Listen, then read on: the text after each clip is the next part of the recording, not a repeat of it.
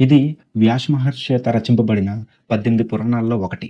ఈ పురాణం స్వయంగా శ్రీ మహావిష్ణువు అయిన తన వాహనమైన గరుడుకి ఉపదేశించబడింది. అందుకే ఈ పురాణానికి గరుడు పురాణం అనే పేరొచ్చింది. ఈ పురాణంలో మనిషి మరణించిన తర్వాత నరకలోక వర్ణన అన్నది ఉంటుంది. ఇంకా మానవుడు చేసే వివిధ పాపాలు, వాటికి నరకలోకంలో విధించే శిక్షలను, పాపాలు చేస్తే వాటి ప్రాయశ్చిత్తం, పుణ్యం సంపాదించడానికి వివిధ మార్గాలు అనేవి అన్నీ కూడా ఈ గరుడ పురాణంలో ఉంటాయి. అసలు గరుడ పురాణం ఎందుకు చదవాలి? గరుడ పురాణం మనం చర్యల గురించి మనకి తెలిసేలా చేస్తుంది. మన జీవితంలో కొన్ని మంచి పనులు చేస్తాం. అలా అని చెడ్డ పనులు కూడా చేస్తూనే ఉంటాం. మనం చేసే ప్రతి పనికి అక్కడ ఒక లెక్క అంటూ ఉంటదనమాట. మనం చనిపోయిన తర్వాత నువ్వు స్వర్గానికి వెళ్ళాలా? లేదంటే నరకానికి వెళ్ళాలా? అన్నది డిసైడ్ చేసి చెప్పేదే గరుడ పురాణం. ఇందులో కొన్ని డిఫరెంట్ టైప్స్ ఆఫ్ పనిష్మెంట్ అంటూ ఉంటాయి. అందులో టాప్ 5 పనిష్మెంట్ మనం ఈరోజు చెప్పుకుందాం. దాని పాపం పేరు, ఏ పాపం చేసినందువల్ల ఆ శిక్ష వస్తది, దానికి పనిష్మెంట్ ఏంటి అన్నది చెప్పుకుందాం. ఫస్ట్ పనిష్మెంట్ వచ్చేసరికి తామిశ్రం, అంటే గట్టిగా కొట్టడం. ఎవరికి ఈ తామేశ్వరం అన్నది ఇంక్లూడ్ అవుతదంటే, ఎవరైనా సరే పక్కవాడి సొమ్ము దొంగలిస్తే, లేక బలవంతంగా లాక్కుంటే, అంటే ఫర్ ఎగ్జాంపుల్ గోల్డ్ గానీ, ల్యాండ్ గానీ ఏదైనా వాడు కష్టపడి సంపాదించింది ఏదైనా సరే, వాడి దగ్గర నుండి బలవంతంగా మనం లాక్కుంటే మనకి ఈ శిక్ష అన్నది పడతది. పనిష్మెంట్ ఏంటంటే, నీకు ఈ నరకంలో యమదూతలు నిన్ను గట్టిగా తాళ్ళుతో బంధిస్తారు. తర్వాత ఒక్కరొక్కరుగా వచ్చి నిన్ను గట్టిగా కొట్టడం స్టార్ట్ చేస్తారు. ఎలా అంటే నీకు రక్తం కారే వరకు, ఫుల్‌గా మూర్ఛపోయే వరకు కొడుతూనే ఉంటారు. నువ్వు మూర్ఛపోయిన తర్వాత వదిలేస్తారు అనుకుంటావేమో. తర్వాత వెంటనే మళ్ళీ స్టార్ట్ చేస్తారు. ఇక్కడ శిక్షా సమయం ముగిసేంత వరకు కొడుతూనే ఉంటారు. ఒక్కసారి ఊహించుకో, ఒక్కొక్క దెబ్బకి నీ ఒళ్ళంతా నీరసమైపోతుంది. నువ్వు అరవాలనుకుంటావు, గొంతు రాదు. ఎందుకంటే ఆ బాధ అంత ఘోరంగా ఉంటది. సెకండ్ వచ్చి అంధతామేశ్వరం, అంటే ఇంకొంచెం గట్టిగా కొట్టడం అనమాట.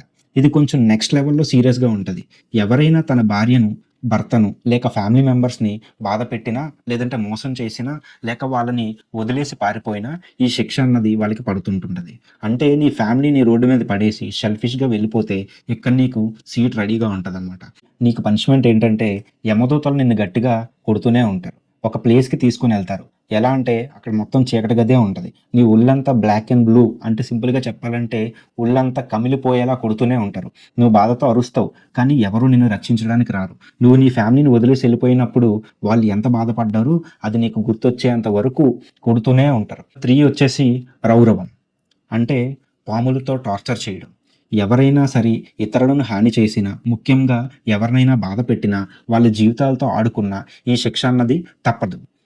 సింపుల్‌గా చెప్పాలంటే మనం ఎవరి మనసునైనా గాయపరిచినా, లేక వాళ్ళని టార్చర్ చేసినా ఇక్కడ నీ టర్న్ అన్నది వస్తది. పనిష్మెంట్ ఏంటంటే నిన్ను ఒక కుండీలో పడేస్తారు. అది కూడా విషపూరితమైన పాములతో నిండి ఉన్న కుండీ.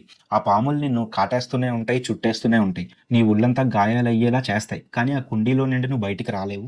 ఎంత ట్రై చేసినా రాలేవు. నువ్వు ఎక్కడికి పారిపోలేవు కూడా. ఈ కుంభీపాకం, అంటే నూనెలో కాల్చడం.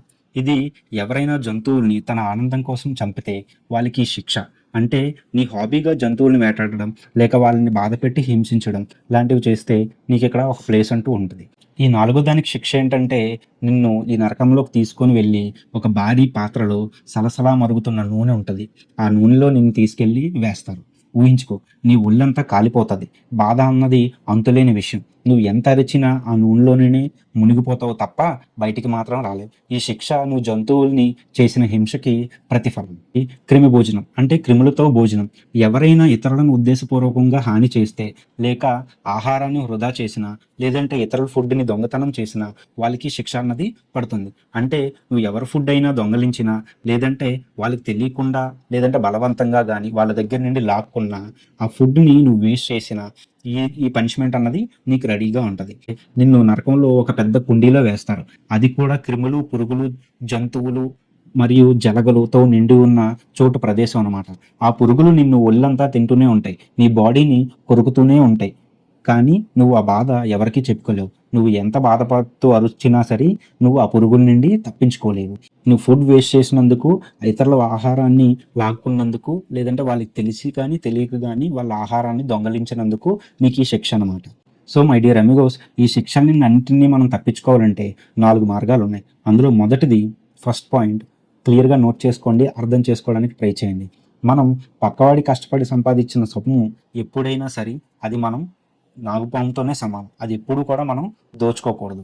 తెలిసి గాని, తెలియక గాని. మనం మన ఫ్యామిలీని చాలా బాగా చూసుకోవాలి. అండ్ థర్డ్ పాయింట్ వచ్చేసరికి మన ఫుడ్‌ని ఎప్పుడూ కూడా వేస్ట్ చేయకూడదు. అండ్ చాలా కేర్‌ఫుల్‌గా ఉండాలి. Next fourth point and main important point.